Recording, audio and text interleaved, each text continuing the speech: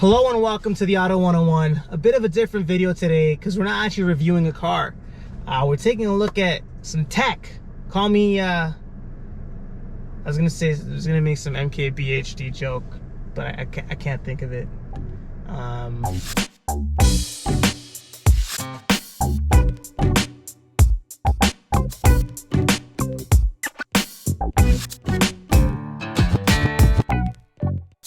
We're reviewing tech. It's actually a group of technology or a suite of technology. We're taking a look at Toyota Safety Sense.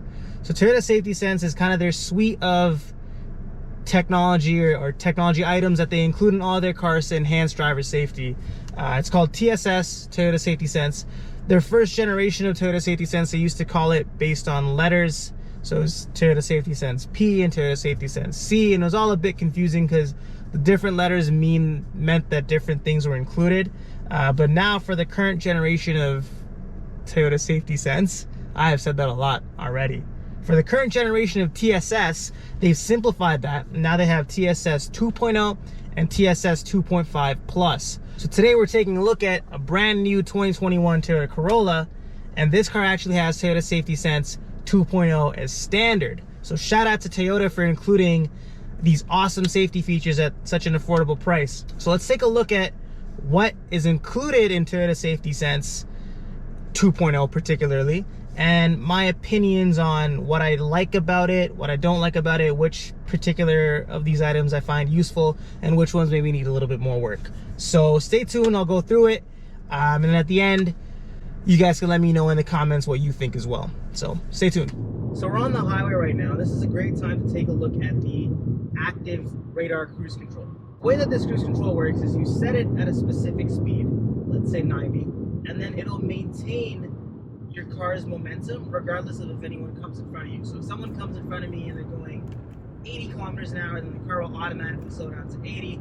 And when that person moves or that person speeds up, then the car will speed back up to 90 kilometers an hour. So this is actually a pretty clever technology, and I find it very useful.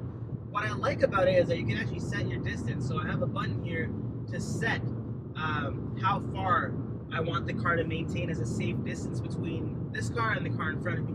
So usually I keep it on the middle level. There's 3 levels, and I find the middle level to be good for traffic flow. You know, you won't piss the people off behind you for keeping too much distance, but you're also, you know, giving the car enough space to do what it needs to do. In Toyota Safety Sense 2.0, which is what this car has, they've actually enhanced this active cruise control.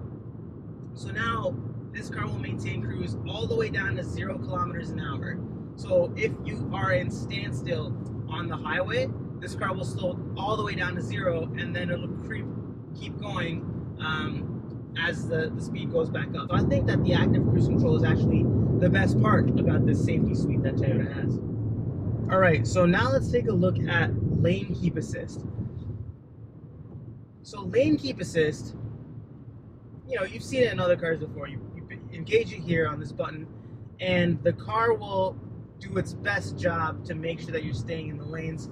Some cars have a passive lane keep assist where they'll give you a little beep or a nudge to indicate that you're going out of the lane. In Toyota Safety Sense 2.0, they have active lane keep assist, which means that if you do go out of the lane, the car will actually physically, you're hearing the beep there, the car will physically push you back into the lane. Now the lane keep assist on a road like this, you know, it's fairly straight. The lane lines are easily identifiable by the radar. What it'll do in Safety Sense 2.0 is actually try to keep you centered in the lane as well. So the steering wheel right now, I don't know if the camera's picking up on it, I'm holding it, but it's actually trying its best to keep the car in the middle of the lane, which is pretty crazy that it could do it. And it doesn't do a bad job, but it's also not the best job because it moves around a lot. You can feel the steering wheel move while you're driving, which for me is a little bit of a disconcerting feeling. I guess I'm just an old head when it comes to that aspect. So I'm not the biggest fan of the lane centering thing. And I actually personally prefer the passive lane keep systems because, you know, I mean, I'm okay with just a nudge or a notification that I'm going out of the lane. I don't need the car to actually push me back in. But it does do a good job at the active lane keep assist. So another feature that's included in Toyota Safety Sense are automatic high beams.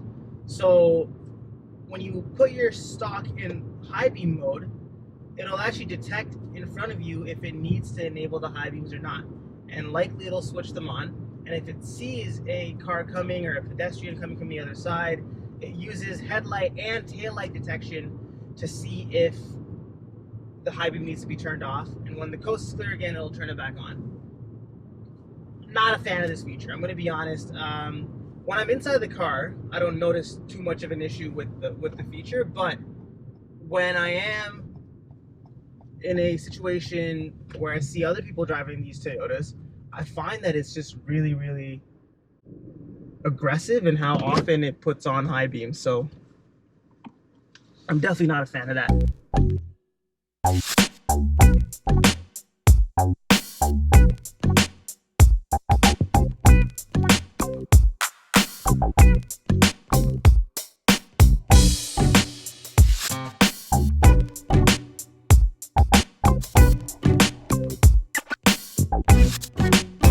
You guys can let me know in the comments what you think as well. So stay tuned.